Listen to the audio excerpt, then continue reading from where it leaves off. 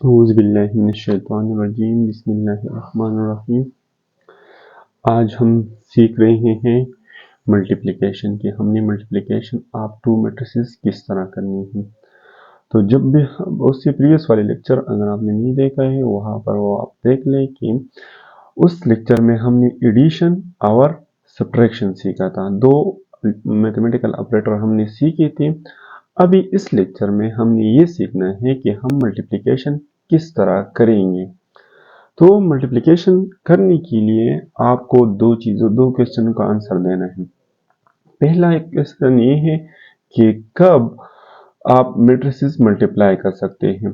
ठीक है, तो उसके लिए चेक करनी है कि कब ये आपने दो मैट्रिसेस मल्टीप्लाई करने हैं। चेकिंग के लिए, कंफर्मेशन के लिए आपने एक बात की इसका जवाब आपने देना है। दूसरी बात उसमें ये है कि आपने फिर जब ये क्वेश्चन आपका आंसर यस आ गया है तो अगर आप मैट्रिक्स मल्टीप्लाई कर सकते हैं तो देन दूसरा जो है क्वेश्चन ये राइज होता है कि हमने उसको मल्टीप्लाई किस तरह करना है। हाउ का आंसर हमने देना है।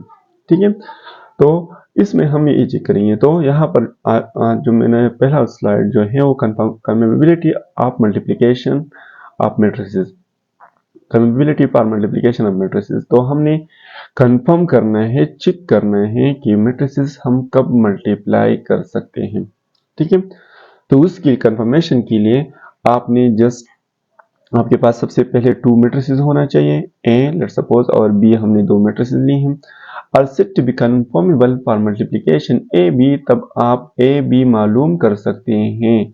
ठीक है, ए मल्टीप्लाइड बाय बी, तो ए बी हम जस्ट उसको हम लिख सकते हैं। ठीक है, ओनली व्हेन, उस कब आप ऐड कर सकते हैं, only when the number of column of A is equal to the number of row of B. ठीक है, तो ये फर्स्ट वाला जो है, अभी फर्स्ट जो है ये क्या है, ये आपके पास ए है, उसके आपने कॉलम का तादाद चेक करना है कि कॉलम उसमें कितने हैं। और ये बी आपके पास क्या है, सेकंड नंबर पर है। तो ये बी वाले के सेकंड नंबर पर जो होता है उसके आपने क्या चेक करने हैं, रोज चेक करने हैं। और ये कॉलम और रो जब बराबर हो तो तब आप मैट्रिसेस मल्टीप्लाई कर सकते हैं। ठीक है, अगर आपके पास ये बराबर ना हो, कॉलम पर number of column of the first is not equal to the number of rows of second, then you can not multiply these two matrices. फिर आप मल्टीप्लिकेशन नहीं कर सकते हैं कि अगर फर्स्ट वाले के कॉलम और सेकंड वाले रो बराबर ना हो तो मल्टीप्लिकेशन नहीं कर सकते। ठीक है, तो यही बात मैंने लिखी है। Two matrices A B are said to be conformable for multiplication A B आप मालूम कर सकते हैं only when the number of columns of A is equal to the number of rows of B. तो बी वाले के रोज और ए वाले की क्या कॉलम बराबर होने चाहिए, तब मल्टीप्लिकेशन आप कर सकते हैं। और इसमें आपने ये भी ध्यान रखना है, जिस तरह आपके पास फर्ज करो यहाँ पर टू मैट्रिसेस आपने ली है ए और बी, जब आप ऐड करते थे तो उसका आंसर जब आप बी पहले लिखते थे और ए बाद में लिखते थे तो आंसर दोनों का सेम आता था। ठीक है, मतलब उसका आंसर सेम आता है एडिशन में। लेकिन यहाँ पर मल्टीप्लिकेशन में, मैट्रिसेस मल्टीप्लिकेशन में ए और बी जब आप मल्टीप्लाई करते हो तो ये सेम नहीं होती हैं जनरली। एक दो इस तरह एग्जांपल हो सकते हैं, उसमें सेम आ सकते हैं, लेकिन जनरली हर मैट्रिक्स के लिए जरूरी नहीं है कि अगर ए पहले लिखे बी बाद में लिखे और बी पहले लिखे और ए बाद में लिखे तो ये कभी भी, मतलब आपके पास एक दो एग्जांपल हो सकता है, लेकिन जनरली हर दो मैट्रिसेस के लिए ये बराबर नहीं हो सकता। मतलब ए बी का आंसर और बी ए का आंसर सेम, लेकिन एडिशन और एडिशन में सेम आ सकते हैं, सब्ट्रैक्शन में नहीं, क्योंकि कम्यूटेटिव लॉ ऑफ सब्ट्रैक्शन हमारे पास है ही नहीं। ठीक है, तो कम्यूटेटिव लॉ ऑफ एडिशन हो सकती है लेकिन कम्यूटेटिव लॉ ऑफ मल्टीप्लिकेशन नहीं हो सकते। तो ये बात भी आपने ध्यान में रखनी। अब यहाँ पर ऑर्डर ऑफ रिजल्टेंट मैट्रिक्स क्या होगा। ठीक है, तो रिजल्टेंट मैट्रिक्स जो फर्ज करो आप ए बी मालूम कर रहे हो तो इसका आंसर जो है, लेट सपोज हमने ए और जो मैट्रिक्स लिया था वो हमने लिया कि पास 3 रोज एंड 2 कॉलम, एक ऑर्डर हमने लिया। और इसी तरह बी वाला हमने एक मैट्रिक्स लिया और उसका ऑर्डर जो है वो 2 बाई फर्ज करो 2 बाई 2 है।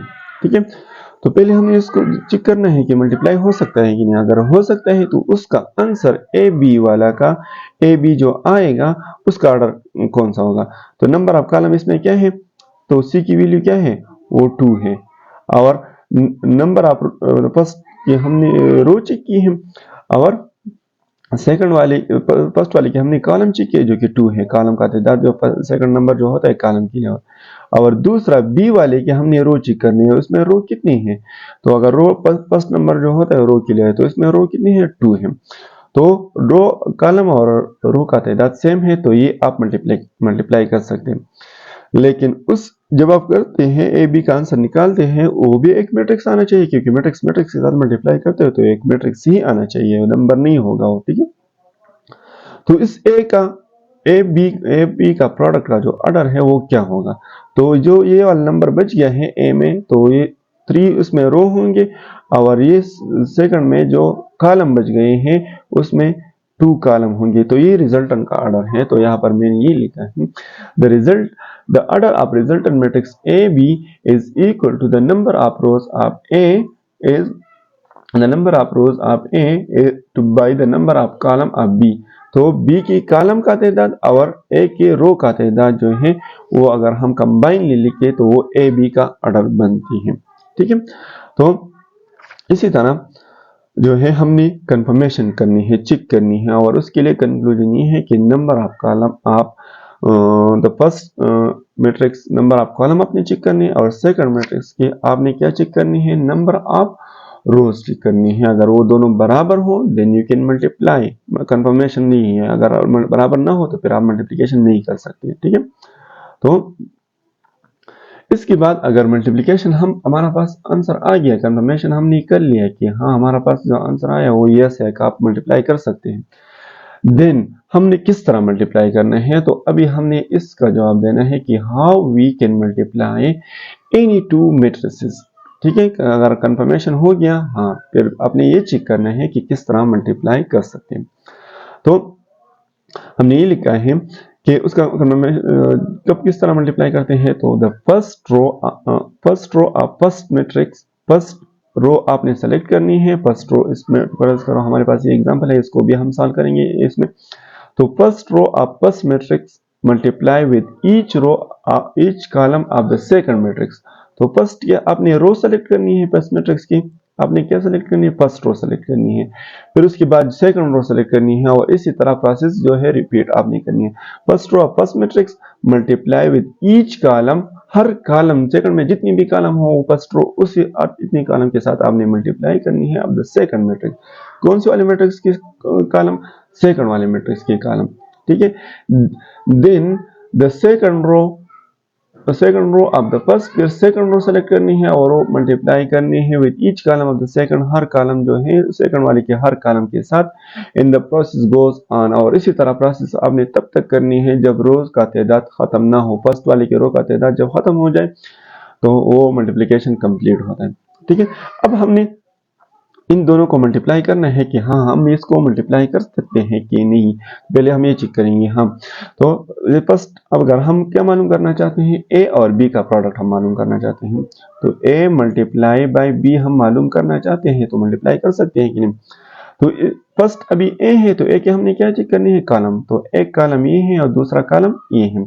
तो कॉलम के तादाद फर्स्ट में क्या है, 2 है, और रोज का तादाद सेकंड में क्या है, एक रो ये है और सेकंड रो ये है। तो 2 रो इसमें 2 और 2 वापस में बराबर है, तो then you can multiply, confirmation हो गया। हाँ, हम इसको मल्टीप्लाई कर सकते हैं और ए बी का आंसर हम निकाल सकते हैं, ठीक है।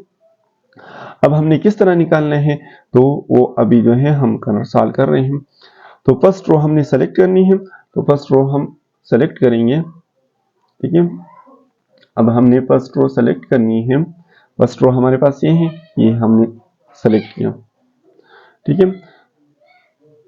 फर्स्ट रो हमने सेलेक्ट करनी है जो कि फर्स्ट रो ये है, ठीक है। 2 और 3 हमारे पास फर्स्ट रो है। अब इस रो को जब हमने सेलेक्ट किया है तो first row of the first matrix हमारे पास ए है, इसका एक रो हमने सेलेक्ट किया। अब इसकी ये वाला रो जो है हर कॉलम के साथ, इसमें एक कॉलम है तो एक कॉलम के साथ मल्टीप्लाई करेंगे। इसमें एक से ज्यादा हो तो उतनी कॉलमों के साथ आपने मल्टीप्लाई करनी है। तो 2 मल्टीप्लाइड बाई 3, तो 2 को किसके साथ मल्टीप्लाई करना है, फर्स्ट नंबर जो है वो 2 मल्टीप्लाइड बाई 3 और बीच में प्लस फिक्स होगा, ठीक है। फिर 3 ये सेकंड एलिमेंट जो है वो यहाँ पर इस सेकंड कॉलम के सेकंड वाले के एलिमेंट के साथ 3 मल्टीप्लाइड बाई 5, तो 3 मल्टीप्लाइड बाई 5, ठीक है। फिर ये एक एलिमेंट आपके पास आ गया। अगर यहाँ पर ये वाला रो तो आपने सेलेक्ट किया है, यहाँ पर दूसरा कॉलम होता तो वो एलिमेंट यहाँ पर मौजूद होता, लेकिन यहाँ पर एक ही कॉलम है तो इसके लिए हमने यहाँ पर वापस क्लोज करना है और ये हमारे पास एक रो को हमने मल्टीप्लाई किया। अब सेकंड रो आपने सेलेक्ट करनी है और फर्स्ट इसमें जो है फर्स्ट कॉलम के साथ सेकंड कॉलम के साथ अगर सेकंड कॉलम हो तो फिर आपने करनी है। तो 1 multiplied by first element of the row and multiplied by the first element of the column, तो 1 मल्टीप्लाइड बाय व्हाट 3, फिर बीच में प्लस फिक्स। अब ये 4 जो है आपने मल्टीप्लाई करने हैं, सेकंड एलिमेंट रो का है तो second element of the column के साथ आपने मल्टीप्लाई करने हैं, 4 मल्टीप्लाइड बाय 5, ठीक है। अब इसका आंसर जो है वो हम सॉल्व करेंगे तो 2 3 6 आता है और प्लस 5 3 15 आता है, ठीक है। सिमिलरली 1 मल्टीप्लाइड बाई 3 तो ये 3 आ जाएगा, बीच में प्लस फिक्स है, और 4 मल्टीप्लाइड बाई 5 तो इसमें क्या आता है 20, ठीक है। इसके बाद जो है इन दोनों से जो 15 और 6 जब आप ऐड करते हो तो आपके पास 21 आता है, ठीक है। और जब आप उसको ये वाले ऐड करते हो तो इसमें 23 आता है, तो ये इसका आंसर हो गया। और इसका आंसर जो इसका जो ये ऑर्डर है वो क्या है कि 2 रोज है तो 2 रोज आपने लिखनी है, और कितनी कॉलम है, एक ही कॉलम है, तो 2 by 1 इस मैट्रिक्स का ऑर्डर है। और ये आप पहले से भी अंदाजा लगा सकते हो वो किस तरह कि ये 2 by 1 ही आने वाला है। तो लेट्स सपोज हमने एक ऑर्डर चेक किया था, वो क्या था, एक ऑर्डर हमारे पास जो था वो 2 by 2 था, ठीक है। इसी तरह बी का भी हमने ऑर्डर चेक किया था और उसमें 2 by 1 था, ठीक है। तो फर्स्ट वाले के हमने कॉलम चेक किए और सेकंड वाले के रो हमने चेक किए, दोनों बराबर थे, हमने मल्टीप्लिकेशन कर लिया, हमारे पास आंसर आ गया। लेकिन ये जो बच गया है इससे ये 2 बच गया था, इससे 1 बच गया है, तो रिजल्टेंट ए बी का ऑर्डर जो होता है ये 2 by 1 ही होता है, और ये मैंने आपको पहले ही बताया, ठीक है। तो और यहाँ पर आप चेक भी कर सकते हैं कि उसका ऑर्डर क्या है 2 by 1 है, ठीक है। लेकिन अगर आपको अभी कहें कि ये तो हमसे पूछा था कि ए बी को मालूम कर लो, तो इसलिए हमने ए बी मालूम किया। अगर आपको कहे कि बी ए मालूम कर लो, ठीक है, तो वो किस तरह होगा, उसको आपने बी ए मल्टीप्लाई कर सकते हैं या नहीं, तो वो आपने अभी चेक करना है। तो बी ए पॉसिबल है तो वो अब हमने चेक करना है। तो बी के लिए ए और बी का ऑर्डर दोनों आपके पास होना चाहिए। तो एक ऑर्डर जो है वो तो ऑलरेडी आपको पता है कि 2 by 2 है, और बी का ऑर्डर जो है वो 2 by 1 है, ठीक है। अब हमसे पूछा है कि बी ए मालूम कर लो, बी अभी फर्स्ट नंबर पर है, ठीक है, और ए जो है वो अभी सेकंड नंबर पर है। तो फर्स्ट वाले की क्या चेक करनी है, फर्स्ट वाले की हमने क्या चेक करनी है, कॉलम चेक करनी है। तो बी के हम अब क्या करें, चेक करेंगे कॉलम। तो बी की कॉलम क्या है, सी की वैल्यू बी में क्या है 1 है, तो यहाँ पर सेकंड नंबर कॉलम के लिए होता है। और ए में रो के नंबर कितने हैं, सेकंड वाले की क्या चेक करनी है, रो। तो पहला नंबर किसके लिए होता है, रो के लिए, रो 2 आ गया। और 1 कभी भी 2 की बराबर नहीं होती है, ठीक है। अगर ये नहीं होती है तो आप बी ए नहीं मल्टीप्लाई कर सकते, उसका कंफर्मेशन आपने कर लिया और इसमें आंसर आ रहा है कि नो, लेकिन ए और बी आप मल्टीप्लाई कर सकते हैं, ठीक है।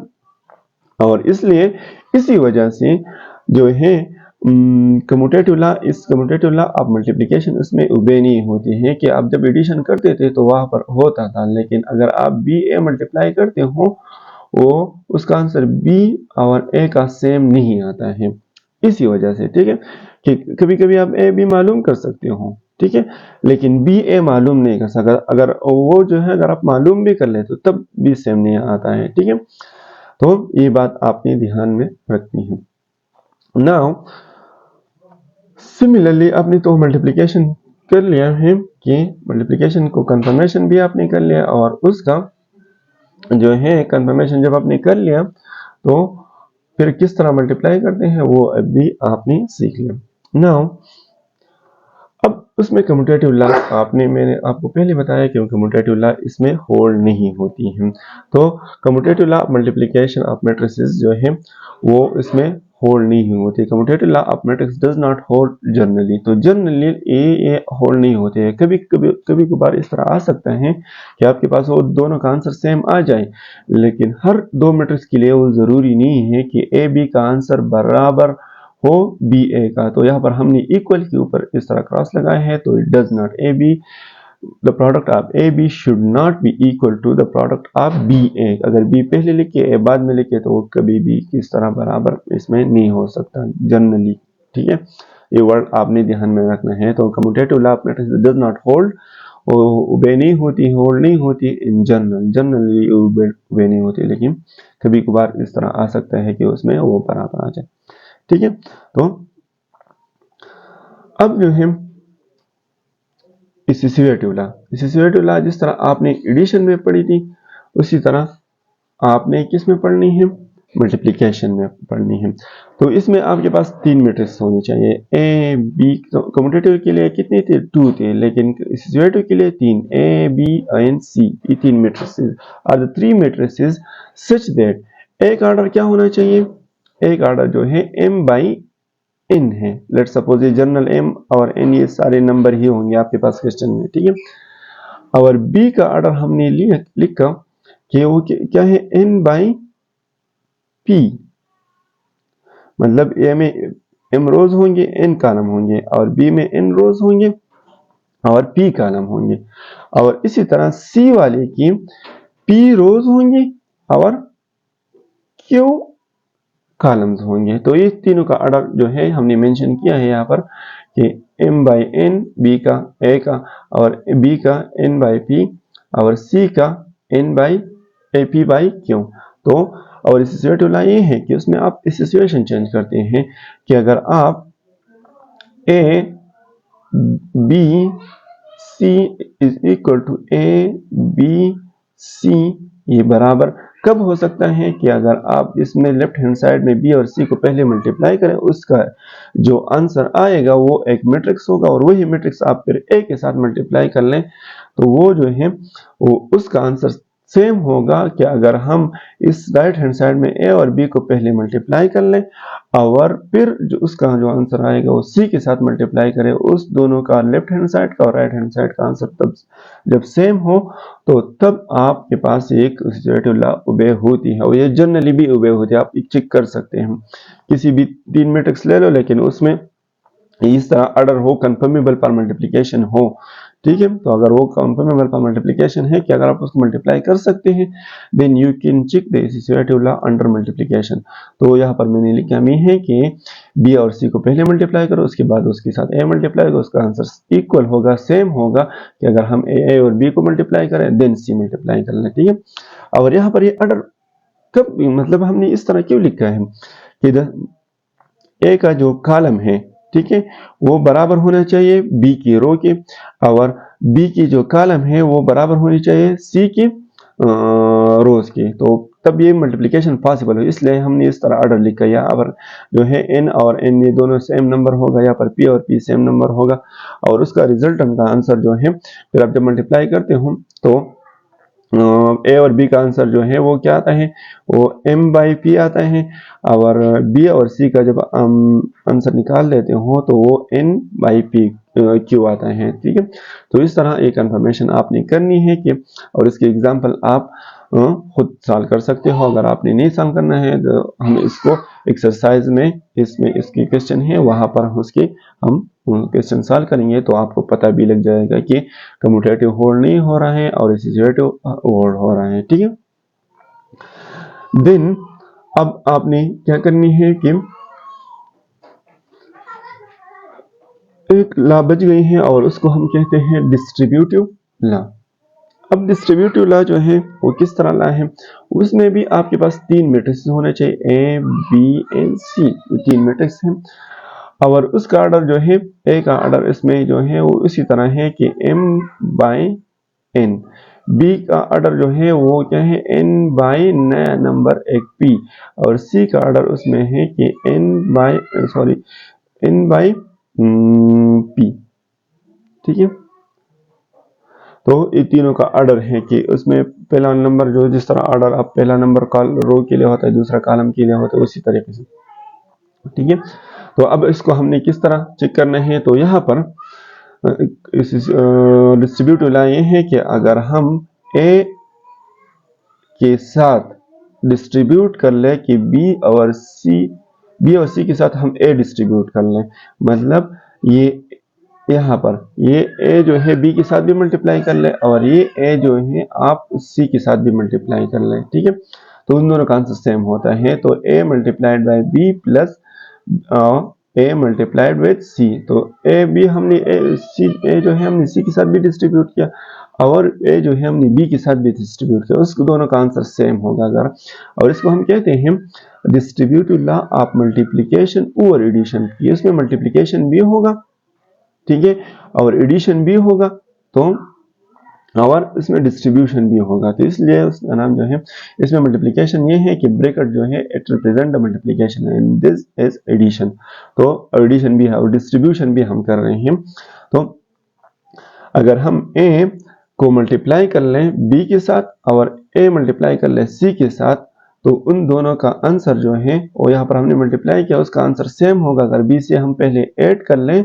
ठीक है, और उसके बाद उसके साथ उसका जो आंसर आएगा उसको हमने ए के साथ मल्टीप्लाई करनी है। तो जब हम मल्टीप्लाई करते हैं तो ये लॉ जो है ये होल्ड होती है। ठीक है, डिस्ट्रीब्यूटिव लॉ होल्ड होती है और डिस्ट्रीब्यूटिव लॉ होल्ड होती है जनरली। ठीक है, हर 3 मैट्रिक्स के लिए ये होल्ड होती है, लेकिन सिर्फ कम्यूटेटिव होल्ड नहीं होती है।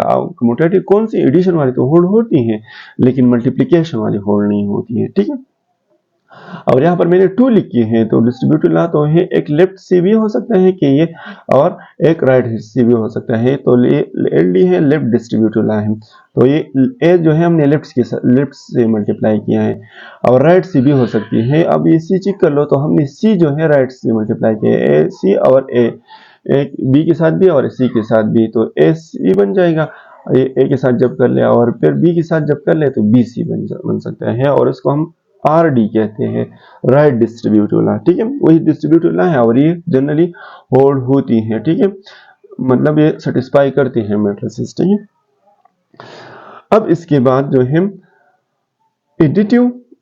Multiplicative identity.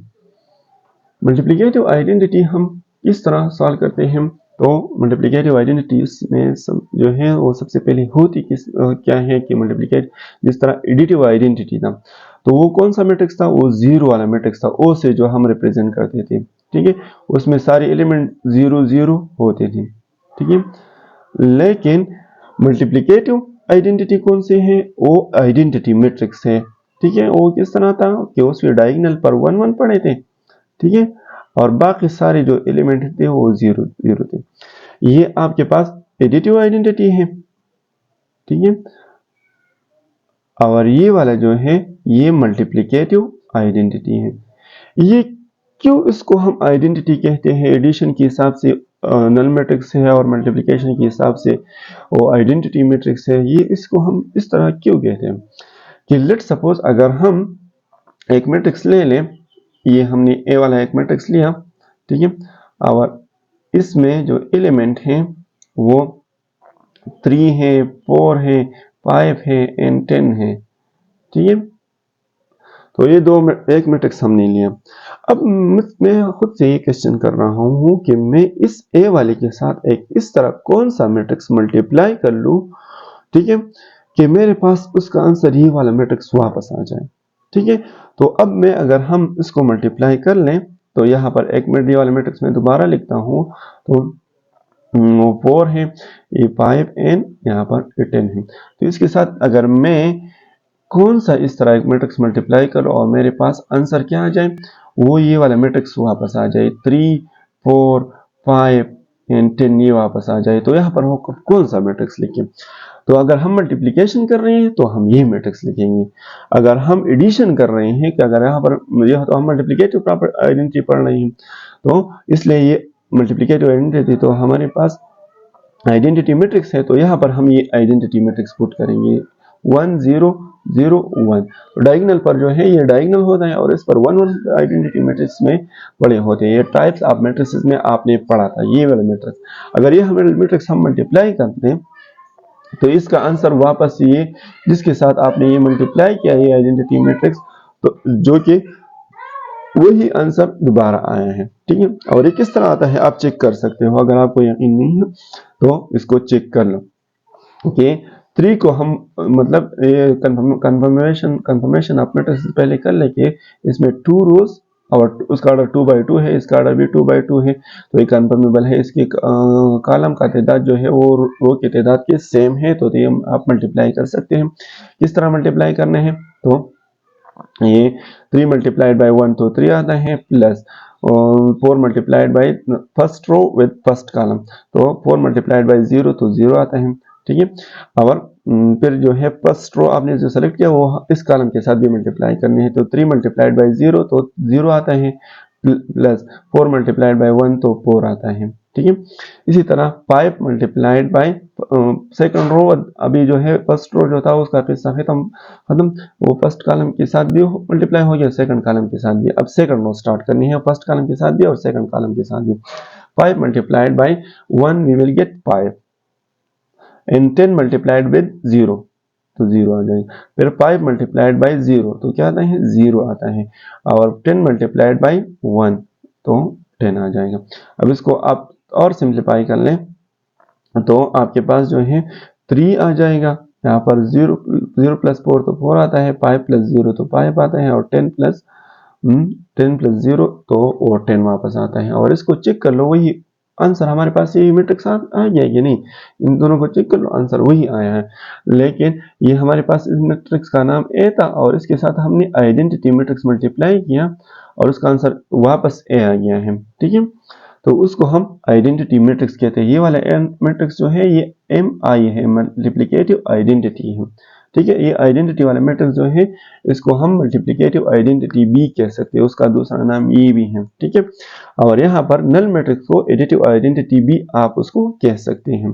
ठीक है, तो अगर हमने तो ये राइट से आइडेंटिटी मल्टीप्लाई किया, अगर हम इसको लेफ्ट से भी मल्टीप्लाई कर लें एक के साथ, वो यहाँ पर लेफ्ट के साथ लेफ्ट साइड के अगर साथ हम मल्टीप्लाई कर ले वो ए के साथ, तो तब भी वापस यही ए ही आएगा।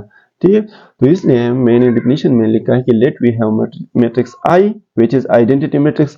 आई की किसके लिए रिजर्व है, वो हम आइडेंटिटी मैट्रिक्स को ही आई कहते हैं, कैपिटल आई। ठीक है, एंड मैट्रिक्स ए, हमारे पास ये दो मैट्रिक्स है।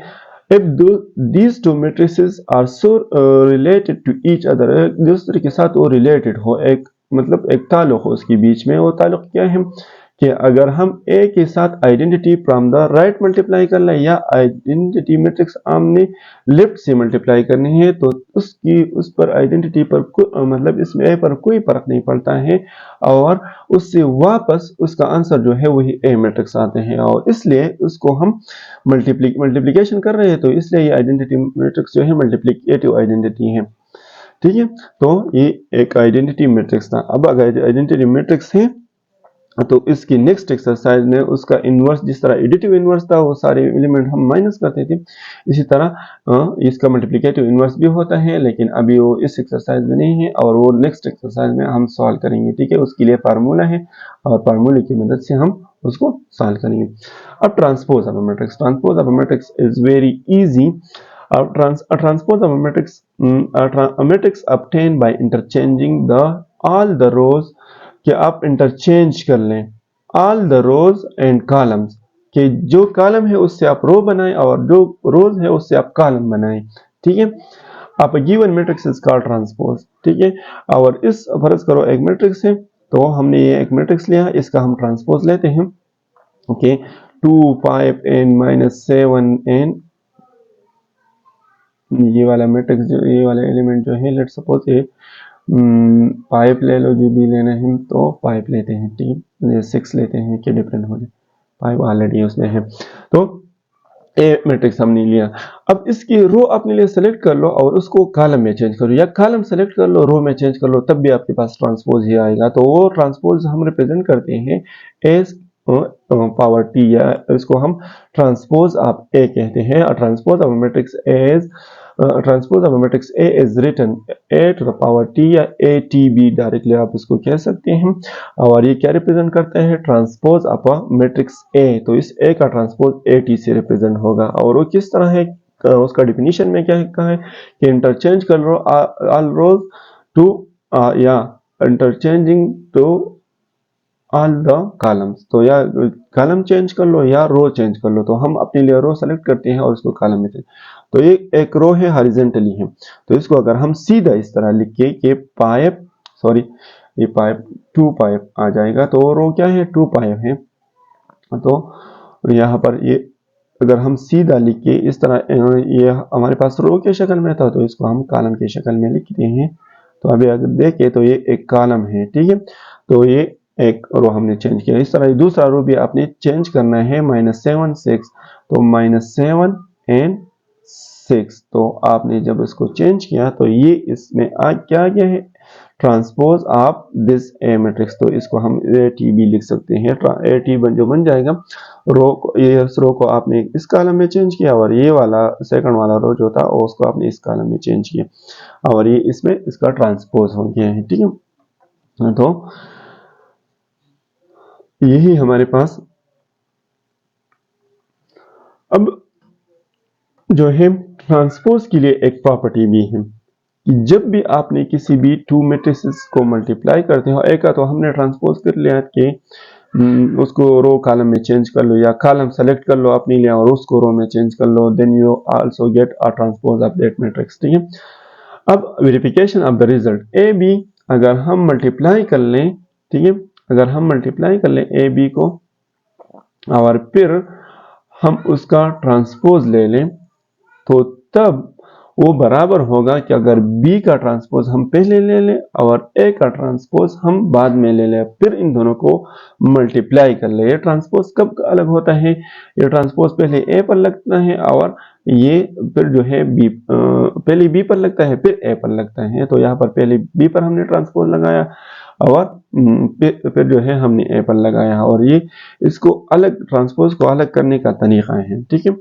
और ये क्यों इस तरह उल्टा हो जाता है, ठीक है, क्योंकि इसमें कम्यूटेटिव लॉ होल्ड नहीं होते हैं। कम्यूटेटिव लॉ मल्टीप्लिकेशन, तो जब भी हम मल्टीप्लिकेशन करते हैं तो ट्रांसपोज उल्टा हो जाता है, और इसको हम सॉक एंड शूज प्रॉपर्टी कहते हैं, ठीक है। कि जब आप शूज पहनते हैं तो पहले आप सॉक पहनते हैं फिर आप शूज पहनते हैं, ठीक है। लेकिन जब उतारते हैं तो पहले आप शूज उतारते हैं, देन फिर जो है आप सॉक उतारते हैं। तो इसको सॉक एंड शूज प्रॉपर्टी भी कह सकते हैं कि अगर हम पहले ए और बी को मल्टीप्लाई कर ले, फिर अगर हम ट्रांसपोज ले ले, तो वो बराबर होता है कि अगर बी जो सेकंड पहले वाला जो है उस पर ट्रांसपोज ले ले, ठीक है, और देन आप ए पर ट्रांसपोज ले ले, तो उस दोनों का आंसर जो है वो सेम होता है, ठीक है। और इसके भी क्वेश्चन हम एक्सरसाइज में कर लेंगे, ठीक है।